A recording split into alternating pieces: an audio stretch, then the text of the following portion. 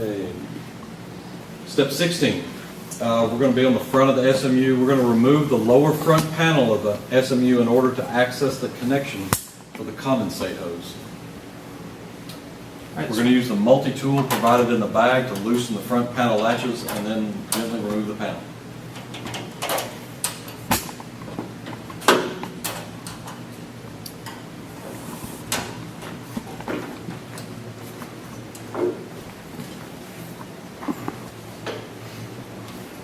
Number 17, on the bottom left side of the SMU is an access hole for the condensate hose. This is the red tagged hose.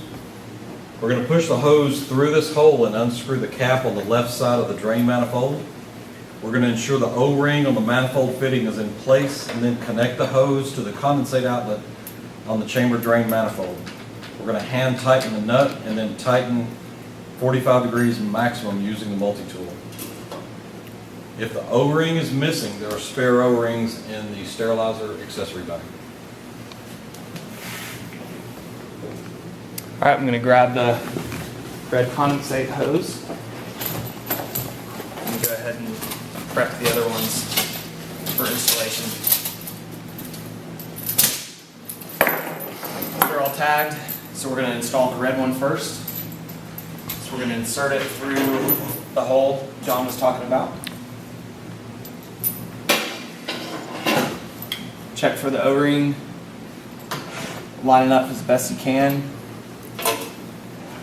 and hand thread first. So hand thread until it's kind of snug and well aligned, and then you can finish off the tightening with the multi-tool. Don't have to tighten too much, no more than a quarter turn, but snug is good enough. Okay, number 18 is replace the lower front panel. Alright, so we're going to put the panel back on.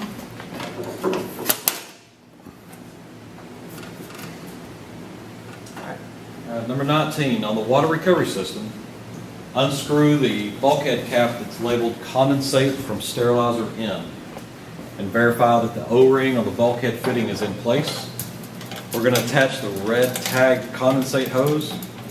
The connection has a red bulkhead retainer to match the red tag on the hose. And again, we're going to hand tighten the nut and then tighten it 45 degrees max using the multi-tool.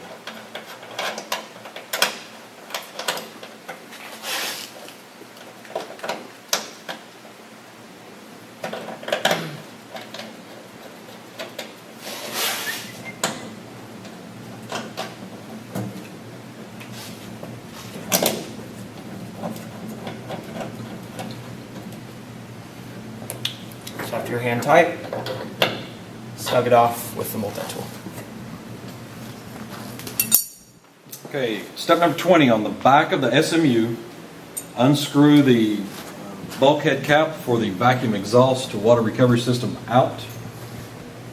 The white, and verify that the O-ring on the bulkhead fitting is in place.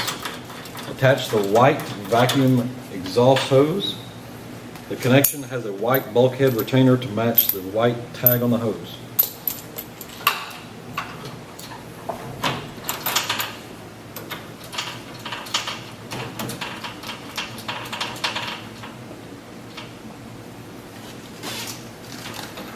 Tighten it and then snug it up.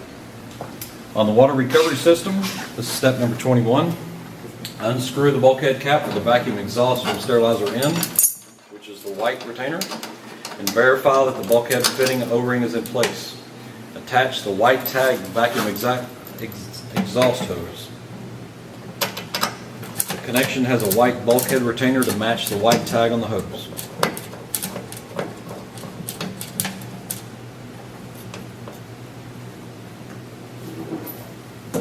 Kind of make sure there's no kinks in the hose. And snug it off with the multi-tool. All right, step number 22, on the back of the SMU, unscrew the bulkhead cap for the recovered water from water recovery system in. It's going to be the blue retainer. Verify that the bulkhead fitting O-ring is in place. Attach the blue tagged recovered water hose.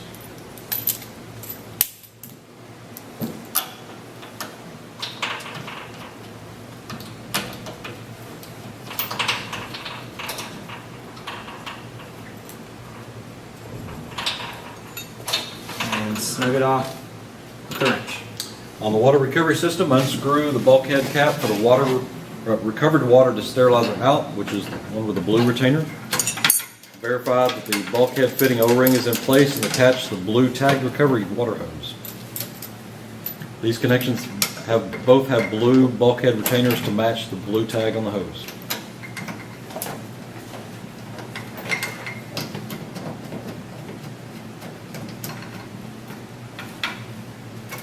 Again, make sure there's no kinks in the hose, and just have a nice bend here before you tighten it off.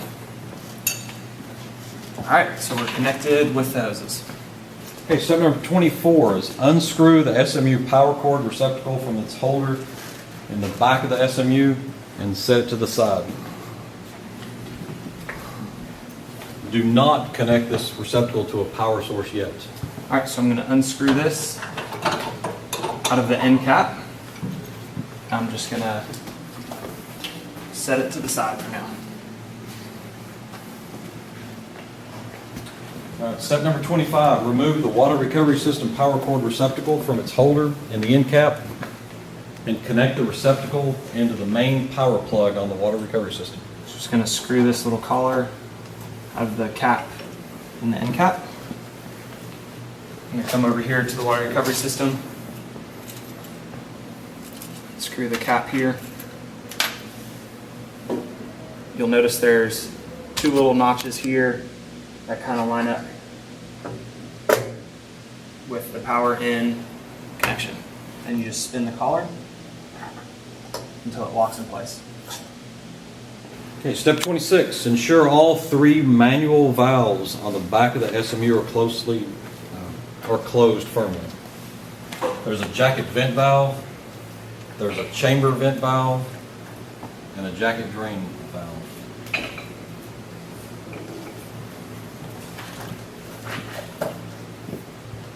Okay, on the front of the unit, number 27, on the chamber door, or open the chamber door and insert the chamber drain screen in the front of the chamber. You're going to have to look in the sterilizer accessory bag to find the chamber drain screen. It'll have its own little ziplock. So you pull it out of the bag. Find the notch on the collar. Make sure the long bottom shelf is kind of in place. You also find a notch, a mating notch, right there in the bottom of the chamber. And so you can place it in and spin it.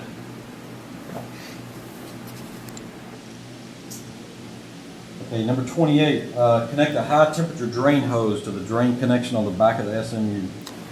We're not going to use it at this point, but we're going to go ahead and install it. It'll be there when you need it to drain the unit. So we're going to pull it out of the accessory bag.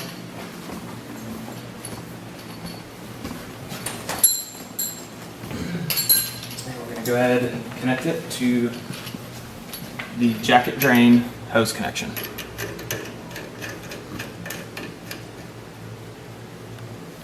So just keep this neatly coiled. Just very useful whenever you need to drain it and replace the water. And beware of any trip hazards. Keep this organized in the back. Okay, we're up to step 29. We're going to shim the unit up. So using the shims provided in the side zipper pocket of the sterilizer accessory bag, we're going to elevate the rear of the sterilizer to ensure there's a slight decline from the back of the unit toward the front to allow the condensate to drain back. So we're going to put shims in the back, and we'll put one in the front just to show you that.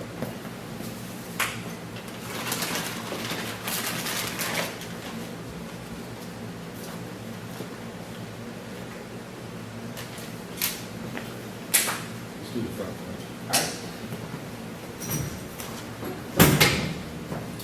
So have somebody lift it up, Oh, and your helper can okay. insert the shim. Same thing for the back. Okay.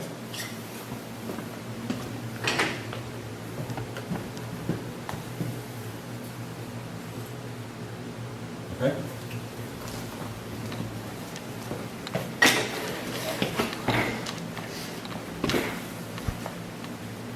Okay, step 30. It's critical that the condensate formed during sterilization flows toward the chamber drain, which is in the front, and it doesn't pool in the back or the center of the chamber.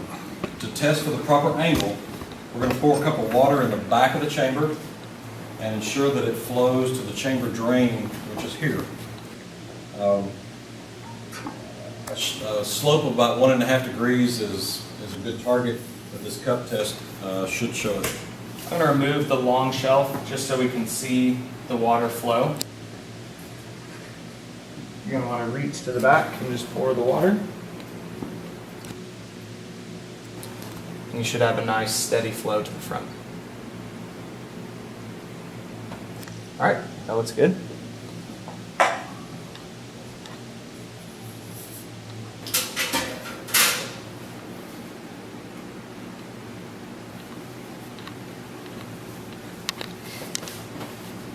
Okay, step 31, clean the chamber and then install the trays found in the sterilizer accessory bag.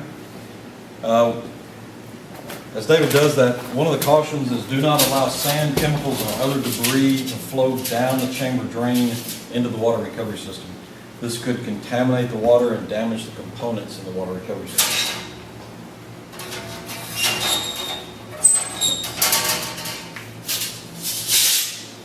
So you'll see some notches on the rack, and these little tabs kind of hold the tray in the notches. Always want to be careful around this face right here. That's where the O-ring seals. So try not to scratch or dent as you go into the trays. If you want to use the bottom level, you actually flip the tray over and put 2 trays in this one.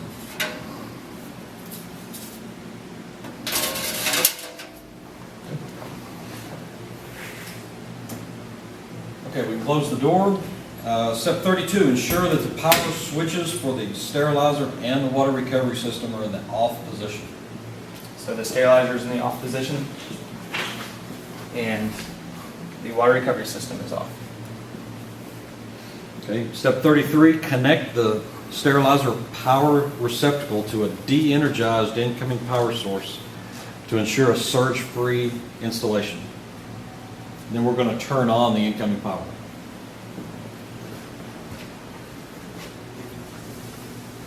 All right, so here's our de-energized power source. And again, there's, just like on the water recovery system, there's 2 little notches to line up. And once you line them up, just push until it fully seats, and then you can twist the collar until it's snug.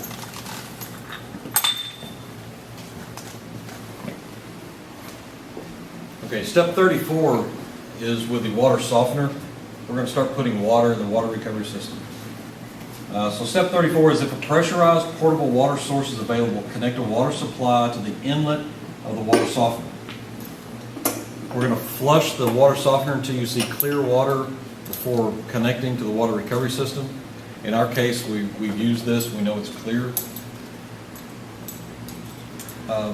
If a pressurized water source is not available, we've got a manual hand pump that's mounted on the back of the water softener.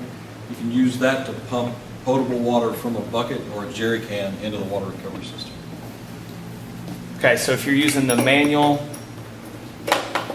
setup, you're going to take the strainer hose, attach it to the suction side of the manual pump, and tighten that hose connection. You'll drop this in the jerry can, and you'll take the manual pump hose, attach it to the discharge side of the manual pump, and you'll attach it to the inlet on the blue vessel. And again, this is if you don't have a pressurized water source, but once this is in the jerry can, you're just going to rotate this handle clockwise, and you'll be able to fill the water recovery system up manually. We're going to show you here in a second, after we connect the pressurized water source, how to connect the cam and groove fitting to the water recovery system.